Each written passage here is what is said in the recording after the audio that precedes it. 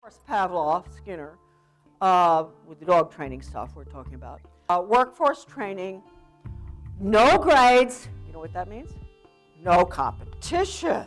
We can't have people competing. We can't have anybody better than anybody else. You're not using your head. No brain functions going on there. That's Skinner. There's one area that they all will agree on, and that's the environment. So then they push this thing, UN Agenda 21, Sustainable Development. You could not possibly make UN Agenda 21 work without the limited learning for lifelong labor.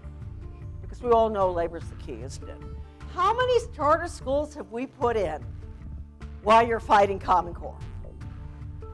So all of a sudden, these good people fighting Common Core, there are no real schools left with elected boards. They're going to go to their favorite charter school, and they're going to find Common Core. And I'm so glad you're here, and I'm going to turn it over to the former Senior Policy Advisor for the Department of Education and author of The Dumbing Down of America. Here we go, Charlotte. Thank you.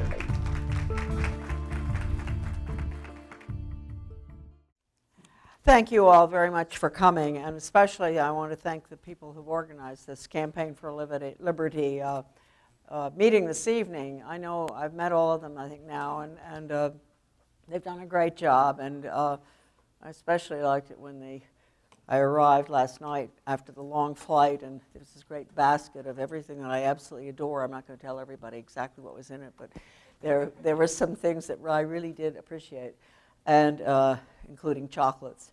But it's a nice crowd and a good crowd, and I hope I'm going to be able to survive the jet. I've just got back from Europe last week, and it took something like 15 hours to get from Brussels to Portland, Maine.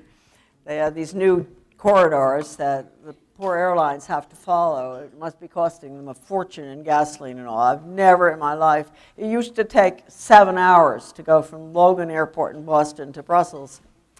And so I got back, and then of course nobody wanted to talk to me because they thought I had Ebola, because that was all right because I got the flu. And then I thought maybe I had Ebola, but so I'm not going to go much further on my personal life. Sometimes I really like to avoid talking about this stuff. In fact, here's a really good list. I could start. I really want to depress you all. We've got a list here of communist Soviet agents working at the UNESCO in 1972. Out of 20, don't forget UNESCO controls everything, Common Core, school choice. They love school choice. They've been in favor of school choice ever since UNESCO started writing. They control everything.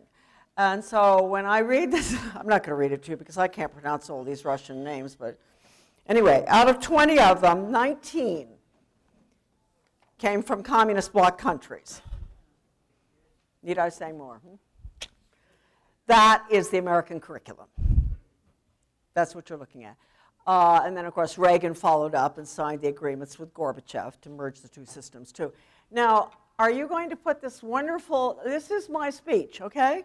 You're lucky. It's only 6 minutes. And then you can either go home or you can listen to Reed Hastings of Netflix. And he's going to explain to you far better than I can why school choice, charter schools, tax-funded, no elected boards are so wonderful. And then I really think I can go home. Because you got me, and then you got Reed Hastings. I'm kidding. I will follow up on that. So have fun. Let's all watch Charlotte. Actually, this is my favorite YouTube clip. Well, I have a few questions for him. We don't ever get definitions, right? I mean, what is substantial change? What is his definition of improvement? What is his definition of long-term change? Who's making these decisions? Not the people. Who really thinks Aspire and KIP are going to help our inner city and all our kids. Who thinks that's going to, oh yeah, we use them to spin off profits for the global elite. That's what we're looking at. We're looking at a global workforce, lifelong, limited learning for lifelong labor. That's what we're looking at. And I just love it that nonprofit, self-perpetuating government. My, we should throw that one at the founders of our country. What if we'd had a nonprofit, self-perpetuating government? We'd be communist China. We would. Well, I love it. I mean, really, that he did all that work for me. It's fabulous to get the guy head of Netflix to help me out. Huh? Okay, well, so I do want, I'm sure that all of you are pretty well informed on the history of the mess, because I understand that you had Jack McManus in here last week, maybe a smaller group with the John Birch Society. I'm not a member of the John Birch Society, but I very much support the work that they've done to educate Americans ever since the 50s in regard to the source of the problem, and certainly about the UN. The United Nations is the problem, always has been the problem, and of course that goes way back to the World War I and the League of Nations and all these individuals that we talk about, a lot of us talk about all the time. That's why I say there's no difference basically between the Republican and Democratic parties, certainly at the top, because it's been planned that way, all the way from the late 1800s, when Carroll Quigley wrote the marvelous study, the big book, Tragedy and Hope, and he was a member of the Council on Foreign Relations, and he believed in world government, but he was a great historian, and that book is worth reading just for the history of the last century. But he points out that in the late 1800s, the industrialists got together, and they had their little meeting, and probably in some lovely place like up in Maine, off the coast of Maine. Oh yeah, we have a lot of those people up there. And they decided that both parties had to have the same agenda. And so that meant at the top. So when we peons go to the polls, you're going to vote for Lamar Alexander, right? And then somebody's going to vote for a communist Democrat. You're going to get the same thing, because Lamar Alexander is just like a communist Democrat, right? I'm sorry. How many people agree with me? I have a complete, solid audience tonight. All right. Maybe let's see if I can think of some more. Oh, how about, the one that begins with G? Is it your governor? H. H. How many people like him? Oh, there's a guy back there who likes Haslam. Oh, you better watch out. You're going to be lynched in this crowd. So anyway, you got your buddies. I of course, know of one that's a very, very low undercover agent. And he's very much opposed to Common Core, although he probably designed the assessment originally. And he comes out of Vanderbilt University. His name is Chester Finn, my good friend Checker, who used to be opposed to school choice.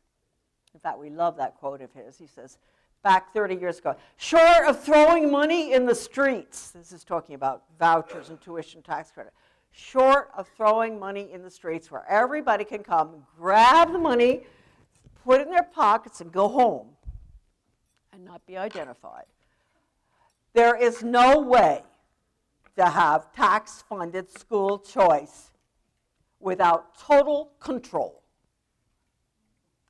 And that is why I say, that's Checker, yeah. He's changed his tune.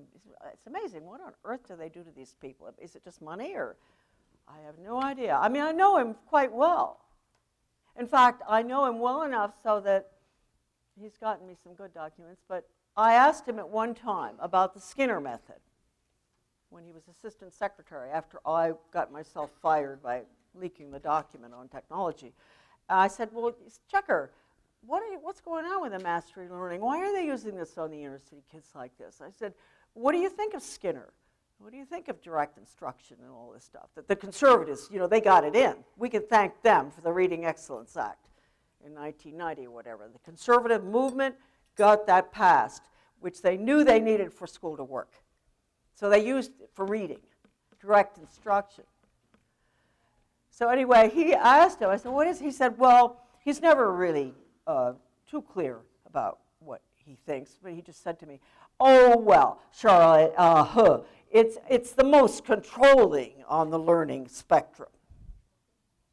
Yeah, sit, Fido. Here's your dog biscuit. That's pretty controlling. I'm pretty good on this subject because I used to breed dogs and train dogs. Mine aren't very well trained, I can assure you. My dachshund is me trained, but I understand how it works.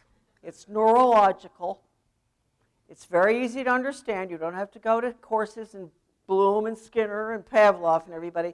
Just understand that it's, remember, you've had a red light at the end of your street for 40 years. And then the town manager decides to pull a fast one and not tell you he's moving it out. So you get out, you're going to go to work, and they've taken the red light out.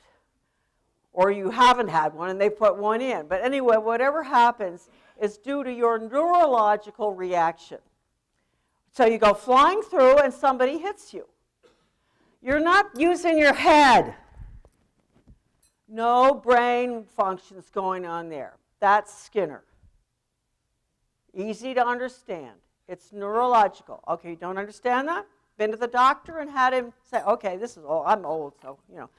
Put your knee up. He takes his rubber hammer. He goes, bing, and your knee goes up. You can't stop that. In other words, the kids that are learning this way are going to be brainwashed to the hilt because they can't go up against the technology which is in the computer. Right? All books, no more books, right? All the books are out, especially in charter schools. Empty the charter schools of books. Put the computers in. So that is, very important that Reed Hastings says. I don't really know how anybody could listen to him and not understand the dangers of school choice and charter schools. Now, what you're going to say, well, don't you have a solution? Well, yeah, I've got a really good solution. I've got two options, and they're both lethal. You want to go home?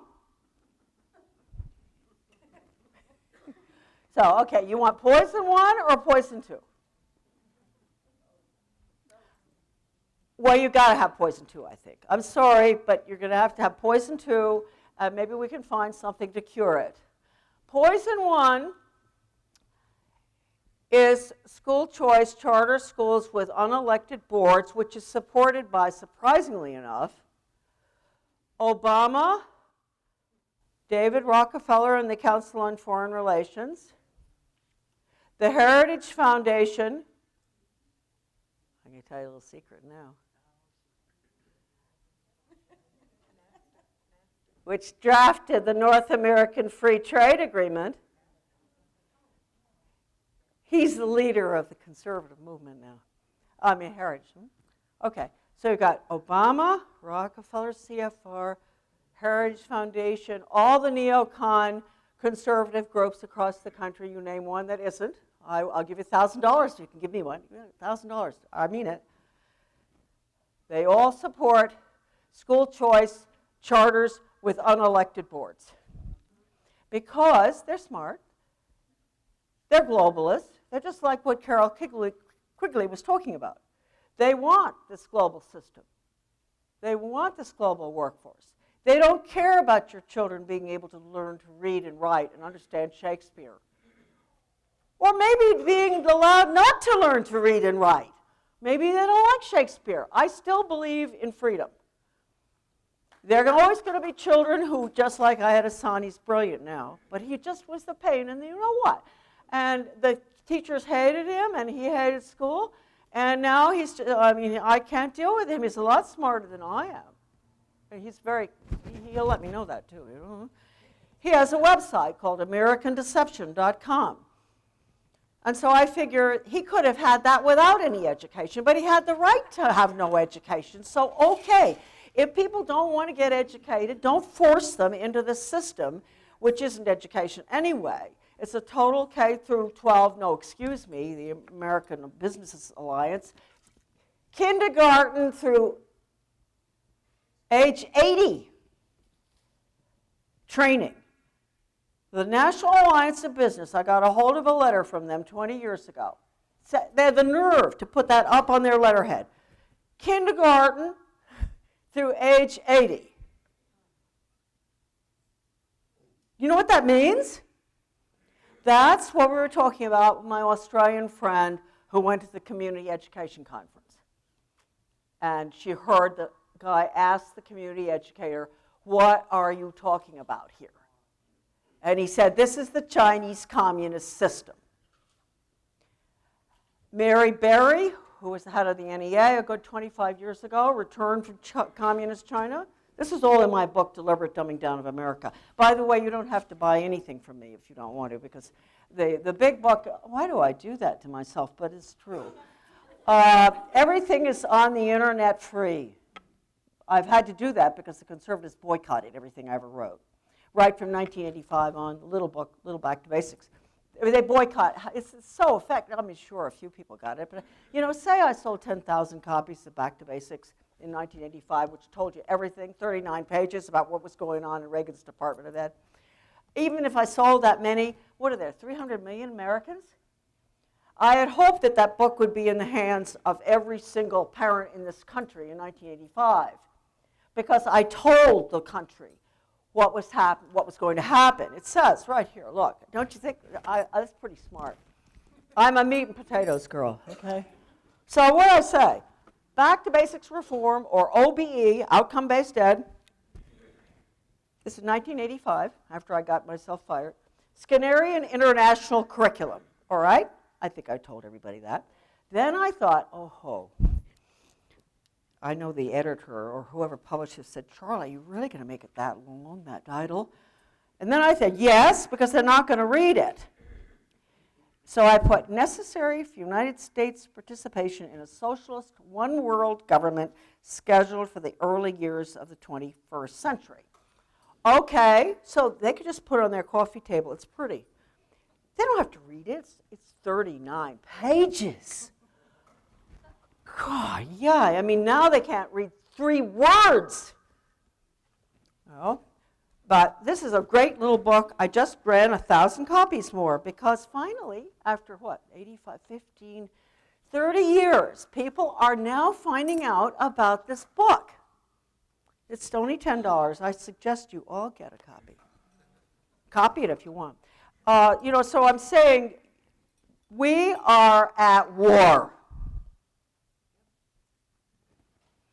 And you're going to say, oh, well, yeah, there are different kinds of war.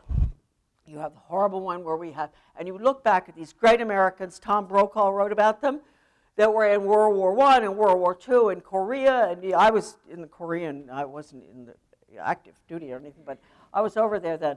These were the great Americans that really, you find the levels of courage and character that are reached in that kind of a war are unbelievable. You may lose hundreds of thousands that we have. For what? So that we can give it away through the education system. We can merge it with the communist countries, which is exactly what's happening.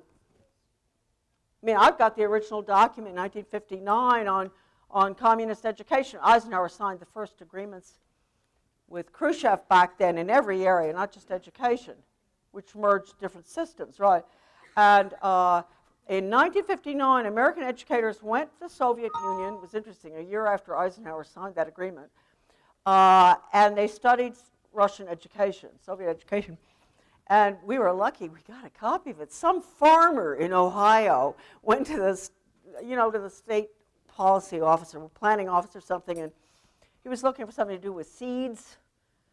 And here's this 125-page document on communist education that these American educators had brought back with them. And we got it. It's at my son's website. It's got good pictures in it. It's very, very important. And it lists every single entity going in right now. And I'll just spell it out. Of course, Pavlov, Skinner, with the dog training stuff we're talking about. Workforce training, no grades. You know what that means? No competition. We can't have people competing. We can't have anybody better than anybody else. We've all got to be the same. It's a collectivist society, and they're very blatant about how wonderful it is. And it's lifelong. Total lifelong control. And, I read that and I thought, wow, well, the educators who, I know some of those guys, because, I'm getting quite old. I really did know the commissioner of education at that time, Gerstner, I think. He sent those educators over. I believe he went with them. But in 1981, when they put the Skinner method into Washington, D.C. schools, the Washington Post had a great article there on the Associate Commissioner of Education, Guinness, said, well, if you can send a pigeon up there to drop a bomb, why can't we do that with the kids? So Guinness, who, the Durtick, who'd sent the American educators over 20 years earlier to come back with that study, he said, this is not education. He said, this is frightening. I can't remember the exact words. It's in my book, and it's, and this is the same guy that had sent them over. He said, our children are not nuts and bolts. Well, that was when William Spady, Mr. OBE, the one the parents like most to hate. We hated him so much he finally went to South Africa. And he worked in South Africa.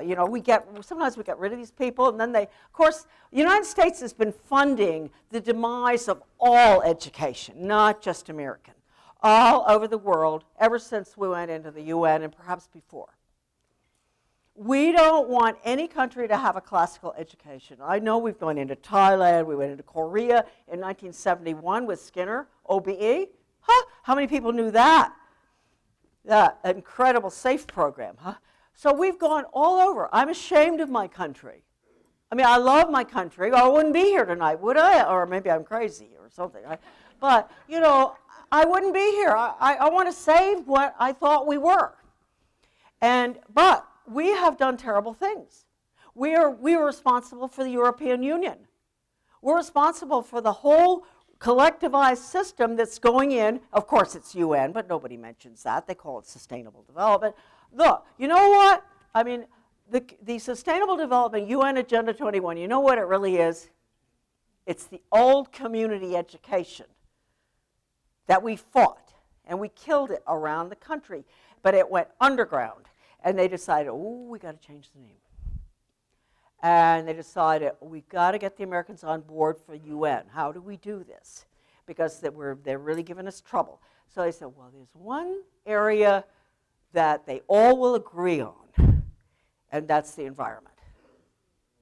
So then they pushed this thing, UN Agenda 21, Sustainable Development, which without the community ed, and what I'm talking about, this communist education we got, would be totally impractical. You could not possibly make UN Agenda 21 work without the limited learning for lifelong labor. Because we all know labor is the key, isn't it?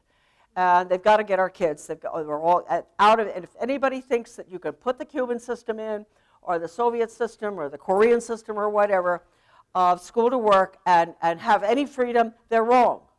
Because it works this way. And I don't most of you know this. The corporation tells the public school system, the charter school, how many welders you need. And your son, for some odd reason, has always wanted to be a welder. Ever since he was, 2 months old, he's wanted to be a welder, right? Welders sometimes become great architects and great sculptors and everything. But you say, well, he wants to be a welder. Well, it's very sad when he gets to be 10 years old, and they've only got slots for 10 welders to train in the local shipbuilding we have in Maine. And he's number 11. Think about it. This is what you call nuts and bolts. This is the bottom line for your children. They will not get the training. Maybe they're going to be lucky enough to be in that quota. But basically, think of the people who are going to be left out of that circle, the talent that is going to be neglected and never nurtured. That's the Soviet system. Sure, we can say the ballet dancers are marvelous. I love them. You know, out of the Soviet Union, they're wonderful. But how many other Russian women or men were there who were not able to get that training, who might have brought something else into the field of ballet or whatever? You know, so this is the system that I'm sorry to have to, I don't want to, well, maybe I do want to repeat it. This is what Ronald Reagan did to us. Serious business. He could talk all he wanted about, you know, the city on the hill and all this stuff and getting rid of the U.S. Department of Education, which he did not do and could have done. But when it came right down to a very serious issue, such as breaking the back of our capitalist system, he had no problem going along with Ed Meese and Caspar Weinberger. That's all in the Washington Post, so if you don't trust me, just go read it. It's in my book. We're going to put in the Japanese model, so successful, right? Yeah. And so I think back in terms of the Carnegie Corporation in 1934, that's so important, you know. I mean, if I always say if all the lights go out, I didn't do that tonight because I used, what's his name, Gerstner, not Gerstner, the other one. You know, if they, the most important quote that we have for people to use comes from the Carnegie Corporation's little blue book called Conclusions and Recommendations for the Social Studies, written in 1934. And that is at my son's website, AmericanDeception.com. You can copy that. It says right in there, Carnegie is responsible. It's like Hansel and Gretel. You read that, all of you? Remember Hansel and Gretel? Do they even publish it anymore? It's like where they went off to see Grandma, you know, and they were afraid they might not find their way back. So what they took bread, and I think it was bread they put along the way, so they were able to get home. Carnegie did that for me. They made it so easy. I can go through the steps with you on Carnegie, but the major step was 34 when they said, we will use the schools to change America's capitalist economic system to a planned economy. And at the same time, think of UN Agenda 21, they said, and we will, in some cases, take your land.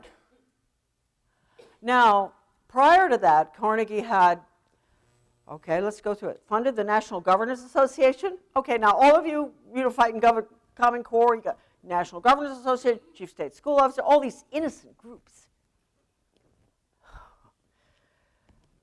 1906, they funded, I think, the National Governors Association. They created the Education Commission of the States, which centralized American education completely out of Denver, Colorado. That was, I think, in the 70s. Hiss, of course, was Carnegie. Alger Hiss, the Soviet agent, who got us into the UN and all. He was Carnegie. And probably the thing that has bothered me the most recently, I just finally did locate this research. I only had these 2 pages out of a book, and I couldn't identify what the book was. And it talked about the use of Carnegie and the Scottish Rite Masons in funding of human relations training for school teachers. Now that is, you may not know what that is. That is the values-destroying curriculum that our children have been exposed to since the 1960s. Sidney Simon, values clarification, Saul Gordon, the sex ed. And this came out of Carnegie and UN, Brock Chisholm, Canadian general psychiatrist. Mental health, watch it. Of course, George Bush, what's he called? I think he called the Mental Health Act the Liberty Act or something? Huh? Look that up. I mean, I'll never forget what George Bush Jr., I call him Junior. No, Junior. Junior, when he got the mental health initiative, called it the Freedom Initiative. Well, anybody in this room going to tell me what mental health has to do with freedom? They're going to use mental health. That's key, and that, of course, is Soviet. That's the Soviet system. Beria talked to American students on that. You've got to set up all the mental health clinics all over the United States. You're going to do it through mental health. Chisholm, who was Alger Hiss's closest friend, said we have to have a global conscience. That's the UN, huh? We can't leave it up to you individuals in this audience here to have a conscience, because you don't want world government. Nobody wants it, even all the foreign countries. I've lived all over the world. Nobody wants it. We're all on the same page. So the only way to get it is to have a global conscience. So what you were going to do, Chisholm recommended it. This is all documented. At the same time, Hiss was calling for redefining health to include mental health. Hiss redefined health. Alger Hiss. You know, people, most of you look old enough to know who Alger Hiss was. All right? You know, so Chisholm was his really good friend. And Chisholm said, we have to retrain the teachers to be little psychiatrists. And so it didn't really fly back then. What was that, 1945 or so. It took 20 years, and they got the Elementary and Secondary Education Act in 1965. And that was when, again, Reagan, of course, broke the back of our capitalist system. That was when they broke the back of our education system. They moved from what you know in your head. We had the best system in the world, education system in the world. We moved from what you know in your head to what you can do, how you can perform, which was necessary for what Carnegie called for in 1934, putting in the planned economy. And so that's when they put Skinner in. And that's when they put all these programs into the inner city schools because they knew they could get away with it, you know, with minorities. And it's a dreadful, tragic. I wrote an article on that called Experimentation on Minorities. It's on my website, delivereddumbingdown.com. But what I'm trying to point out here is that we're going to go back to, because I know you want to talk about poison, right? Let's talk about poison. Poison 1 and poison 2. Now, I want each one of you to raise your hands. We're going to do a little classroom thing. Who likes, we'll do it after. Who wants poison 1 and who wants poison 2? Okay. Poison 1 is the Council on Foreign Relations. It's the Heritage Foundation and all its clones in every single state. It's Obama, or Duncan, Lou Gerstner, who said he wants to tear down all 16,000 school districts, put in charter schools with no elected boards. He's like Hastings. We got Hastings. We've now got Heartland up in Michigan calling for Skinner because they've got this new book out called Rewards. Sit, Fido. Rewards. Finally, the conservatives have admitted they've been at it for years doing this with all the minorities, training them like pigeons and rats. They couldn't get away with it with us. Oh, well, we're all going to get it now because Heartland has announced this is the way to go. Rewards. So, your child is never going to do anything because he thinks it's right. He will only perform if he's going to get a reward. So we're going to end up having a society of animals. We already have enough, don't we? Huh? So we've got the neoconservatives. It's really shocking. You're not going to find the Democrats. Well, you know the teachers are certainly not with us. I feel sorrier for the American public school teacher than any. I used to feel sorrier for myself and for the children. You know, I used to say, yeah. But no. What they've had to go through over the years, hiding behind closed doors, trying to do the right thing for your children, and being beaten up on by these conservatives, that drove me nuts in my office. The way we would have all these groups picking on the teachers union. Huh? Yeah. Teachers do that. Never the U.S. Department of Ed. Have you ever really heard them go after getting rid of the U.S. Department of Education? Oh, no. No, Reagan didn't do it, so if he didn't do it, it doesn't have to be done. That's what has to go, okay? Now, so we've gone through enough of that. But your option, we're going to do a little thing on poison. Okay, so these guys, they want, the ones I just mentioned, CFR, Gerstner, Heritage, all the other conservative neocon groups, they want school choice, charter schools with unelected boards. That's the Soviet system, workforce training. That's what they want. All right, now you've got the other side, which I used to pick on. Why would I write that huge book? You've seen it. I mean, 700 pages. That's a little one there, abridged. I wrote this 700-page book of documentation of everything that I knew from having been a local school board member, starting a group on education in my state, being in the Reagan Department of Education, seeing every document anybody would ever want to see or wouldn't want to see, past and present, hoping to alert the American people. Of course, everything I did was boycotted by these same people. Well, I don't blame them. Well, I mean, if your agenda is their agenda, you don't want that information out of.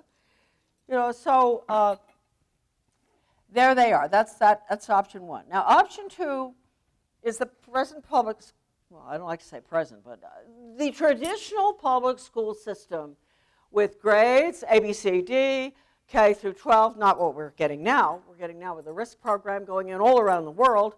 No grades. You can graduate at 15, 21. They give the major pilot school that got an award in Alaska. The Malcolm Baldrige Total Quality Management Award. Huh? Your kids are cars? Huh? That's going in all around the world, not just here. So that's the charter school end of it. Now, but the public schools are fooling around with that stuff too. I'm not saying they aren't, but they don't want to. The teachers do not want this. But they're being forced out, as all of you know, with performance-based teaching and all this stuff. And so the good teachers are just, you know, dying like flies. But, so what we have that choice there, option. Option two is doing what we wanted Reagan to do in 1980. He got elected because he promised to get rid of the U.S. Department of Education. And interestingly enough, back then, I believe that something like 60% of the NEA and AFT teachers supported getting rid of the U.S. Department of Ed. And so, you know, that didn't happen. But that has to happen. Nothing good is going to come of our political, you know, well, we're talking about the survival of this country right now because we're talking about elected boards. I mean, maybe you're going to think to yourself, oh, well, you know, like Reed Hastings, it doesn't make any difference, you know, it's just education. Well, look, education is number 2 budget-wise after defense in discretionary spending. That's a heck of a lot of money to be turning over to unelected boards. And I myself know, because we're all fed up with who we have to vote, we don't have anybody to vote for anymore, they're all bad, you know, and we're all mad and whatever, that rhymes. But, you know, so anyway, I know that if I have to get out into the snow and go down to the polls and vote for tax collector, when I'm not allowed to vote for school budget or school board, I'm not going to bother to go down and vote for tax collector.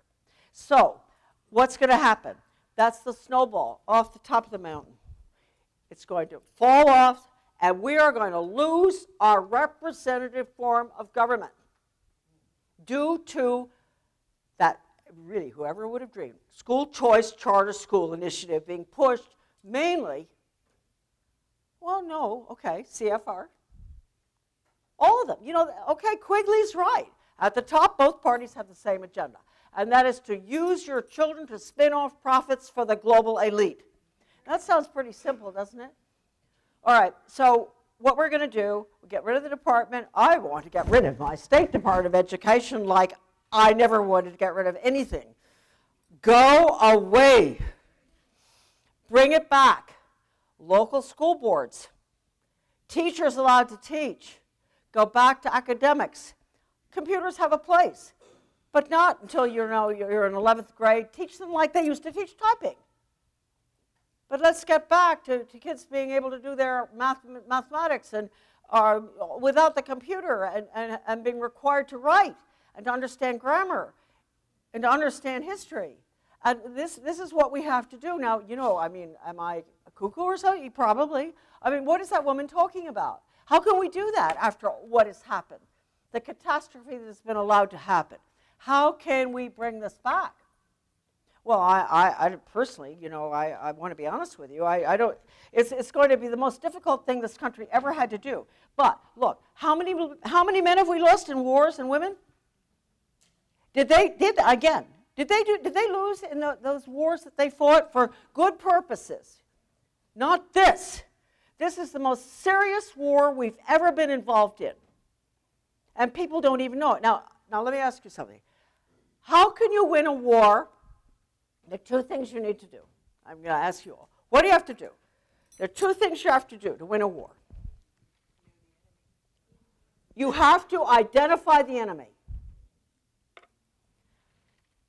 And number two, you need ammunition.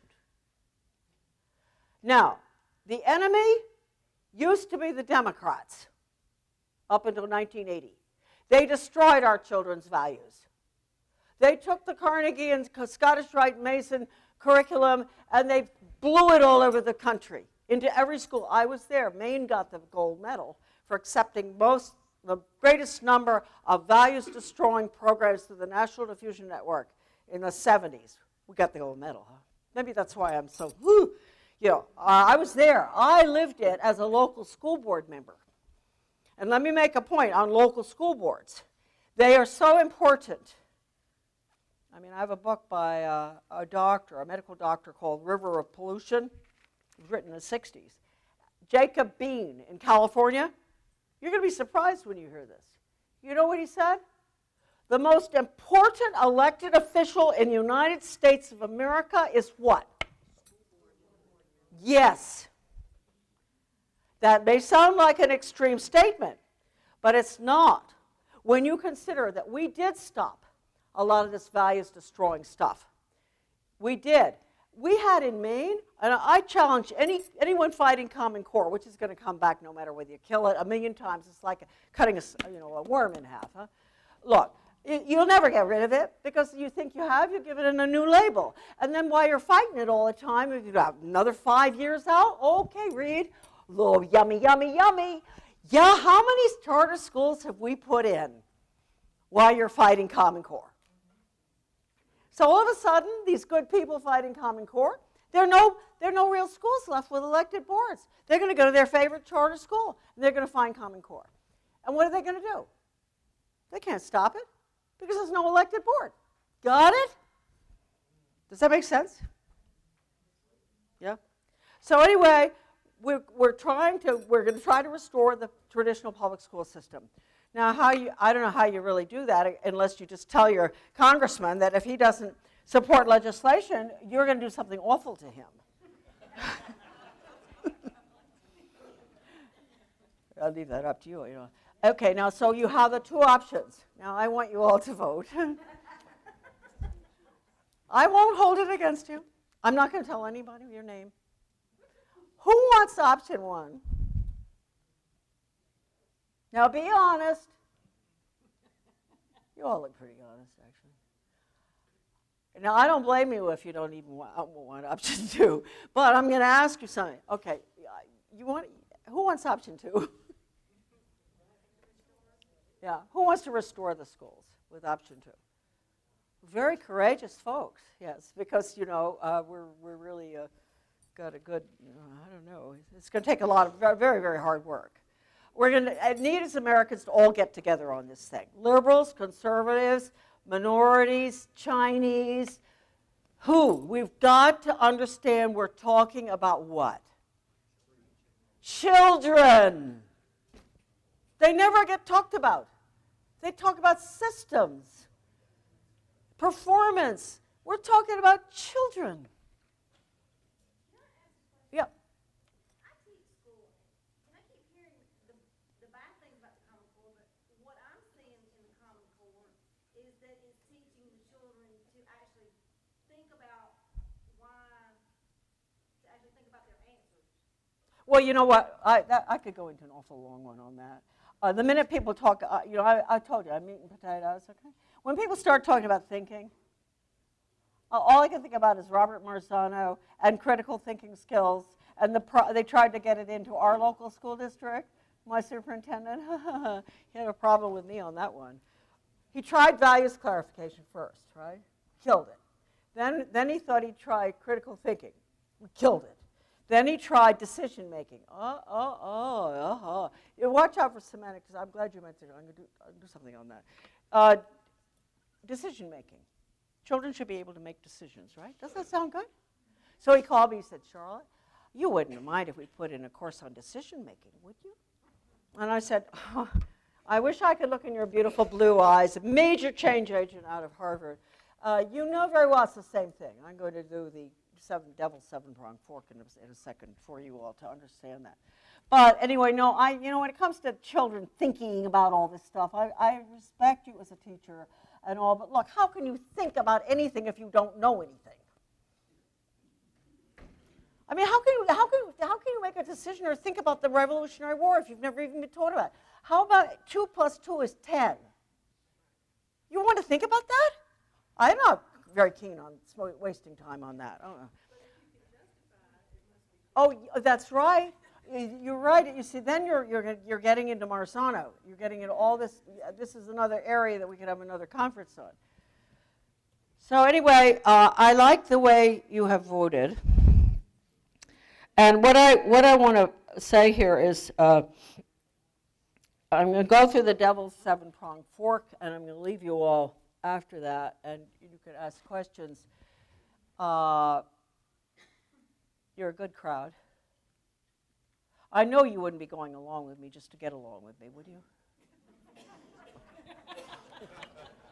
All right. Now, the devil's seven-pronged fork. I wrote this about 10 years ago before I had got real tired of beating up on Americans on radio. I was saying, when are you going to wake up? Please, I don't know why you don't understand me. Please do something. And I got off the radio, I got off the thing, and I sat down and I thought, this wasn't my normal reaction. I felt, these poor people, they have to listen to me all the time. I mean, I feel sorry for them because I just keep beating up on them and all. And then, out of the blue came this message that I really can't take credit for at all. I don't know where it came from. And it said, it's not their fault. And I thought, I want to disagree with that one. I thought, it's not their fault. Mm-hmm.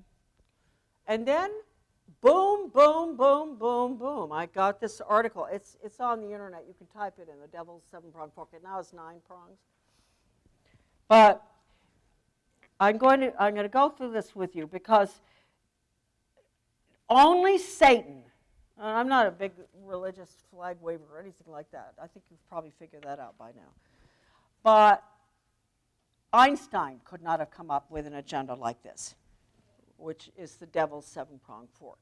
No way any one of us with a logical brain could possibly come up with a manipulative, evil agenda like this. So what we now have 9. I hope I remember all of them. The first one is very simple. It's gradualism. Like the frog in the cold water heated up gradually. We'll just go back to Carnegie or back to Tragedy and Hope. Both parties have to be the same at the top. Well, they're not going to tell you that. They're not going to, in 1898, they're going to have the New York Herald Tribune going to say, Americans, we've decided that we're going to have both parties the same at the top. No. So, frog in the cold water, we watch this every election. We think, who do we vote for? What's wrong? And it's just a mess. All right, that's gradualism. That you can do anything to people with gradualism. Then you have the semantic deception, which I was talking about. I have a good one on this one because I did this to my husband by mistake. We had been married for a while, about 5 years, I guess, and the children were very young. And I threw a red shirt. I'm talking about the dialectic now. I'll go to semantic deception in a second. This is the dialectic. You want something? So you see it all the time. Your governor and all these people that we've been talking about today. You want something, so how do you do it? You create a problem. And then the people scream. High taxes or something, you have every right to scream. And then they do this deliberately to get you to scream, and then they know that whatever solution they come up with, and they go through a lot of them to make sure they're going to get one that will definitely be approved, they get what they want that way. Create the problem, people scream, impose a solution that the people never would have accepted. You know, I did it, okay, with my husband. I put a red shirt in with white shirts, and I knew nothing about the dialectic then. And so all his shirts are pink. And he says, you know, honey, never again do you do laundry. And then the boys, my two sons heard him, no, they never again. And so I never had to do laundry again. Now, you know, well, I'm not kidding. That is a true story. And so, I mean, it's the most wonderful definition. I'm sure that Hegel, because it's Hegel, he might even laugh. Huh? Well, sometimes Germans don't have that much sense of humor. But anyway, I'm sorry. Is anybody German in the audience? My husband's Belgian, so that I can say things like that. But anyway, so you have the dialectic, you have gradualism, semantic deception. That is the use of words. And I was talking about the superintendent and the way he tried to get the values clarification in first. We killed it. Even with liberals, that's why school board's very important. We were in the minority. And because we got into Sidney Simon's books and everything, we showed it to liberals, and they went with us to kill it. And that was the day after when the superintendent said, oh, Charlotte, you know, how about a course in decision making? And you know, I look, but that's smart. You know what they did? The newspaper picked it up because they used to lie about me all the time. And the newspaper picked it up and said that Charlotte Iserbyt is opposed to students being able to make decisions. Well, that's enough to keep me from getting elected the next time, really. I mean, am I crazy? You know, I don't want kids to be able to make decisions. And I told him, I said, look, you know, if you were not on the phone with me, you wouldn't dare make that suggestion. You know it's the same thing. And he said, okay. And he scooted away like a rat, you know, which he was. Very bright, change agent rat. And, you know, so that's the decision making. Now we got math. You don't have to tell you. We got the Federal Reserve. You know all about that. There is nothing they can't afford to do to your children to damage them because they've got all the money in the world. You got media totally controlled. David Rockefeller admitted that in Baden-Baden in 2001 or something when he was meeting with closed press circle. Thank you for keeping our world government plans under wraps. We got all the money, media control. Of course, I've added, I don't know how many I've done with you now, but it's all over the internet if you want to look at the original seven prongs. But now we have diversion. And that is terribly important because I'm sure it's not just through Common Core. Common Core is brilliant. I mean, sure, it's serious, and I understand from a lot of you that it has had one good effect where parents finally do understand something is wrong with American education after many, many years of being denied all that information, which, as I say, if you're going to go to war, you have to identify the enemy, and you have to have ammunition. And the ammunition has been denied the American people. And that was my book, The Deliberate Dumbing Down of America, and this little one, and Soviets in the classroom. The American people, it's been boycotted across the board, so you cannot win a war unless you have identified your enemy and you have the ammunition, which is research. Now, the Common Core people, if you want to know the corruption there in that movement fighting Common Core, it's that they will not discuss history. Oh, they'll discuss the history standards. That George Washington, it's not nice to say he's a traitor or something. Huh? They'll talk about that. But they won't talk about Carnegie in 1934 saying use the schools to change America's economic system. Oh, of course not. Because look who's fighting the Common Core. Heritage Foundation that drafted NAFTA. Well, they've got to love Common Core because Common Core is necessary for NAFTA. So what liars Sorry, they're liars, these people. I got worse words than that. Because diversion is a really sinful thing. When you're dealing with children especially.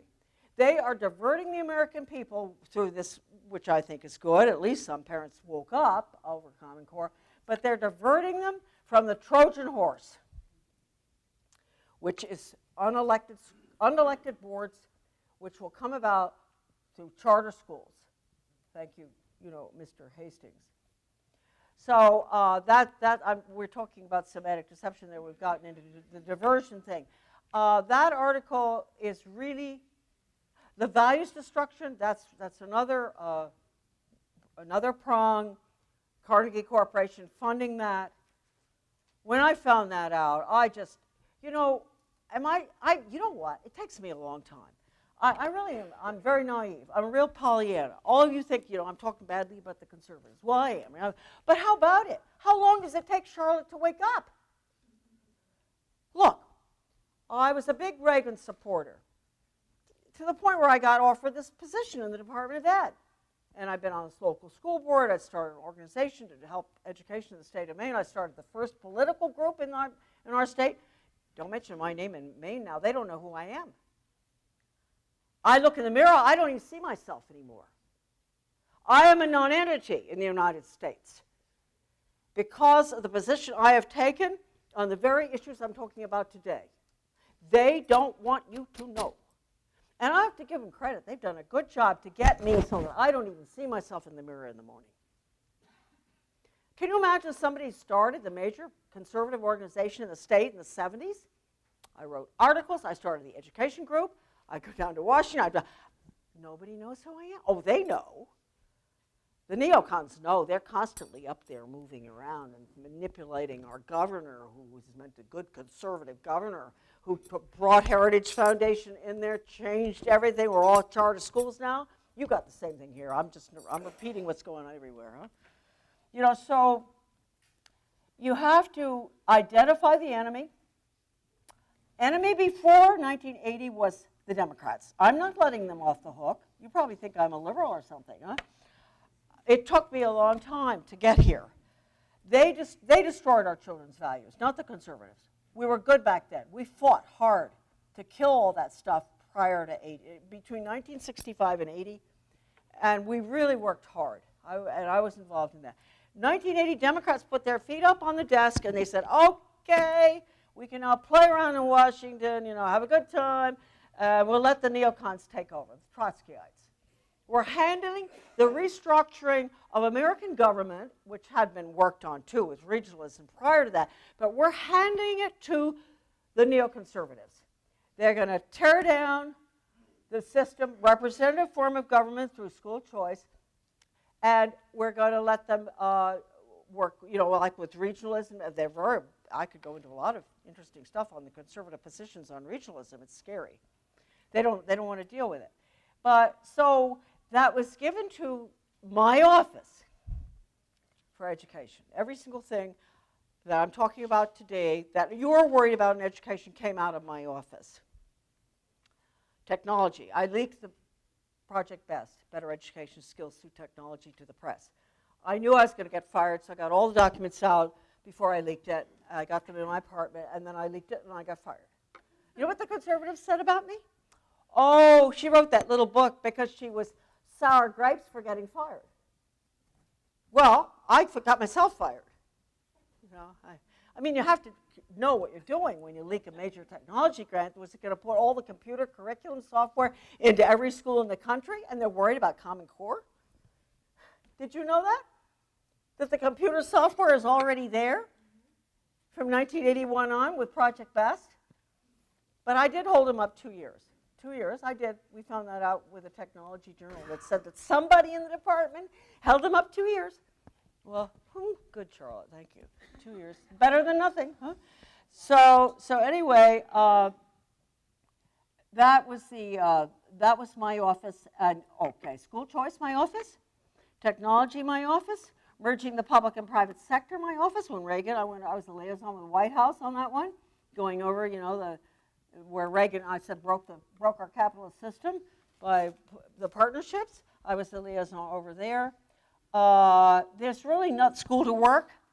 You know, Mark Tucker, National Alliance for Education and the Economy, agreements with the Soviet Union, that's my office. You know, so of course they don't want anybody to hear me. I really appreciate all of you. You know, you're here, you're listening, huh? Well, it's not good enough just listen. You're going to have to go out.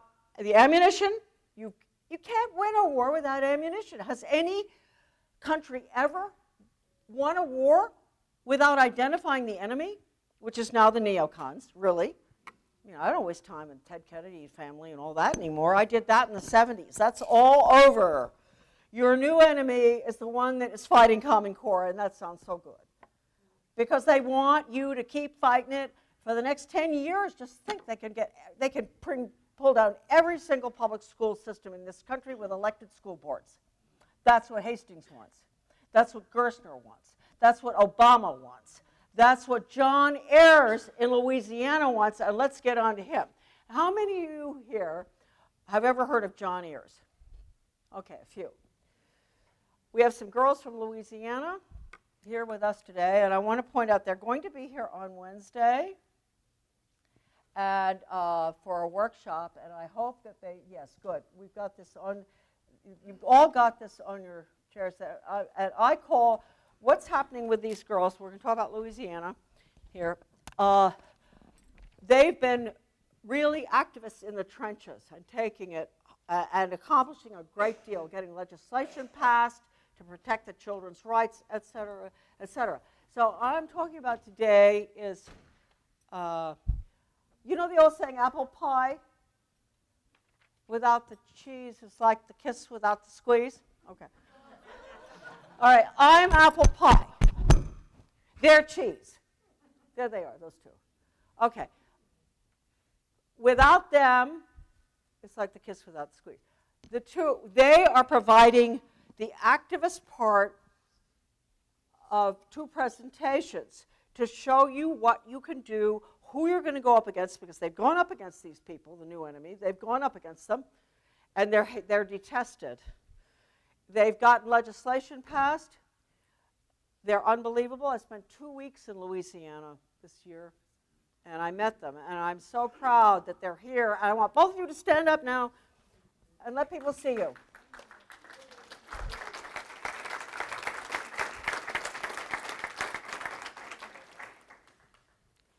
And so I'm glad that I've taken care of that. So the basic problem is to go home. We talked about it. Ammunition. You can't win a war without research. It's free. You can go on the internet. Go to deliberatdumbingdown.com and download it, okay? If you don't want to buy anything from me, go there. Back to Basics is on the internet too. Soviets in the Classroom is on the internet. That's the agreements that Reagan signed with Gorbachev, merging the two systems. Carnegie signed with Soviet Academy of Science. Devastating agreements Carnegie signed. And so it's not that you don't have it. You have it. It's free. Go cut and paste out of Deliberate Dumbing Down. Go to the index first. It's fun. Find anything you want in the index. Go to the page, cut, paste, send to your superintendent. Say, oh, that's not what you told us. Look at the history here. Look what Carnegie said in 1934. This is school to work. They're putting it in. Carnegie's just like, you know, Hansel and Gretel, I talk all the way through. Every single thing. The national assessment they funded, the National Governors Association, school to work, change our economy, everything. That's Carnegie, okay? So these are the tax-exempt foundations that we've had running our country for too long. 1953, we had the investigation, the Reese Committee investigation. That's at AmericanDeception.com. Also, 3,000 pages. That was shut down. They didn't want the American people to know what the tax-exempt foundations had been doing. Norman Dodd, who was a good friend of mine, he's dead now, he was told by the president of the Ford Foundation, I'm going to close this, we're going to open up to questions now if there's time. He was told by the president of the Ford Foundation, Rowan Gaither, in 1954, that the foundations got their instructions from the White House. And the instructions were to use their tax-exempt money to change America so it could be comfortably merged with the Soviet Union. And that is exactly what we're looking at today. And they can call it UN Agenda 21, you can call it everything else, but don't call it communism, or you're going to be, you heard great McManus, he prepared you. He prepared you for me. I mean, McManus was great coming in here. That's the story of the UN. And the UN is world government, and world government is communism, and his was a communist. And UNESCO, 19 out of 20 of the education advisors were all communists from Eastern Europe. So what are we facing? We're facing communism in this country. Oh, what a bad word. Shame on Charlotte. Okay, now let's open it up.